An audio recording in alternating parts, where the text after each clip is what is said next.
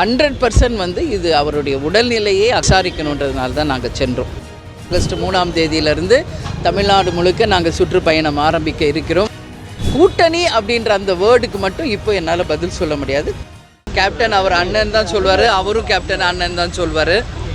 இது வந்து 100% மரியாதை நிமித்தமாக அவர் உடல் நலனை விசாரிக்கிறதுக்காக சென்று அவர் உடல் நலனை விசாரித்தோம்.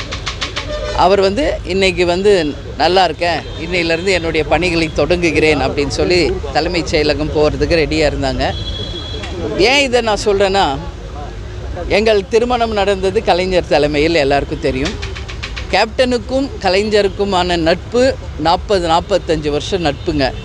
அப்போ இருந்தே அண்ணன் ஸ்டாலின் அவர்களும் கேப்டனோட மிகப்பெரிய நட்பில் இருந்தார். கேப்டன் பலமுறை வந்து ஹாஸ்பிட்டலுக்கு போயிட்டு வந்தாலும் அவருக்கு உடல்நிலை சரியில்லைனாலும் உடனடியாக ஃபோன் பண்ணி விசாரிப்பார். நேராக வந்து கேப்டனை சந்திச்சிருக்காரு. அதே மாதிரி பல அறிக்கைகளை கேப்டன் குணமாகணும்னு அறிக்கைகள் கொடுத்துருக்காங்க.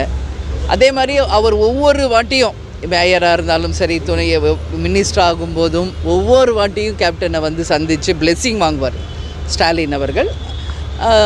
இப்போ அவர் வந்து முதலமைச்சராக இருக்கார். அவருக்கு உடல்நிலை சரியில்லைங்கிறப்போ இது வந்து குடும்ப ரீதியாக நட்பு ரீதியாக அவருடைய உடல் நலனில் வந்து அக்கறை வேண்டும் அப்படின்றதுனால தான் நேராக போய் அவரை நான் சந்தித்தோம்.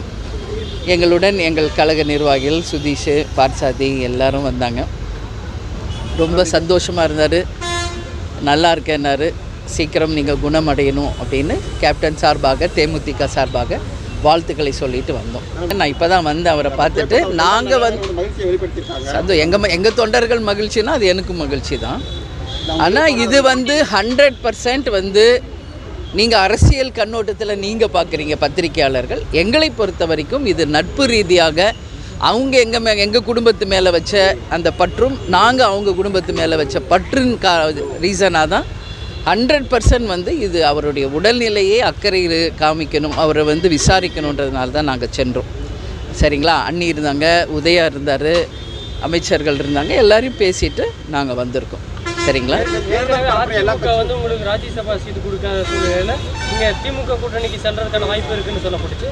இந்த சமயத்தில் இது அரசியல் ரீதியான சந்திப்பாக பார்க்கப்படுற இது இருக்குல்ல, வாய்ப்பு இருக்குது இல்லை? நீங்கள் உங்கள் கண்ணோட்டம் அது. நான் ஏற்கனவே தெளிவாக பலமுறை உங்களுக்கு சொல்லியிருக்கேன். தேசிய முற்போக்கு திராவிட கழகத்தின் வளர்ச்சியை மட்டுமே நாங்கள் இப்போ வந்து ஃபுல்லாக கான்சன்ட்ரேட் பண்ணுறோம். உங்கள் எல்லாருக்கும் தெரியும், ஆகஸ்ட் 3ஆம் தேதியிலிருந்து தமிழ்நாடு முழுக்க நாங்கள் சுற்றுப்பயணம் ஆரம்பிக்க இருக்கிறோம். கும்மிடிப்பூண்டியில் ஆரம்பித்து கன்னியாகுமரி வரை முதல் கட்ட பயணம், 2ஆம் கட்ட பயணம், 3ஆம் கட்ட பயணம் என்று. அதே மாதிரி கடலூரில் மாநாடு ஜனவரி 9 வச்சுருக்கோம். ஸோ எங்களுடைய பணிகள் வந்து இப்போ தேமுதிகவை ஸ்ட்ராங் பண்ணுறது, வளர்க்குறது, எங்கள் நிர்வாகிகளை சந்திக்கிறது, மக்களை சந்திக்கிறது, அப்படிதான். அதனால தான் இல்லம் தேடி உள்ளம் நாடி அப்படின்னு எங்கள் நிர்வாகிகளை வந்து சந்திக்க போகிறோம்.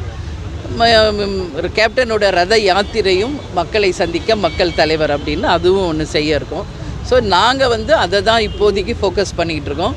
நீங்கள் கேட்குற கூட்டணிகளோ யாருடன் யார் கூட்டணி அப்படிங்கிறதெல்லாம் இது வந்து ரொம்ப ரொம்ப ஏர்லி சொல்கிறதுக்கு. நிச்சயமாக அதுக்கான டைம் வரும்போது உங்களுக்கு நாங்கள் அறிவிப்போம். மேம், இது ரொம்ப ஏர்லி நீங்கள் சொல்கிறீங்க. மற்ற கட்சிகள் எல்லாம் இப்போயே வந்து அவங்களோட கொள்கை ரீதியான பரப்புரையில் ஈடுபட்டாங்க. நீங்கள் வந்து ஏன் ஏர்லி? நாங்களும் தானே ஆரம்பிக்க போகிறோம் 3ஆம் தேதி. கூட்டணி தான் யாரோடன்றது இல்லை. நாங்களும் எங்கள் பயணத்தை, எங்கள் கட்சி வளர்ச்சியை நாங்களும் மக்கள் சந்திப்பு, தொண்டர்கள் சந்திப்பு 3ஆம் தேதி, இன்னும் 2 நாள் தான். அதனால் நீங்கள் பாருங்கள், சுற்றுப்பயணம் ஆரம்பித்த பிறகு தேமுதிகவின் நிலைப்பாடு என்னன்னு. கூட்டணி அப்படின்ற அந்த வேர்டுக்கு மட்டும் இப்போ என்னால் பதில் சொல்ல முடியாது. நிச்சயம் அதுக்கான டைம் வரும்போது உங்களை அழைத்து நாங்கள் அறிவிப்போம். சரிங்களா? இதுபோன்ற செய்திகளை மேலும் தெரிந்து கொள்ள எங்களது யூடியூப், ஃபேஸ்புக் மற்றும் ட்விட்டர் ஆப்களை சப்ஸ்கிரைப் செய்யவும்.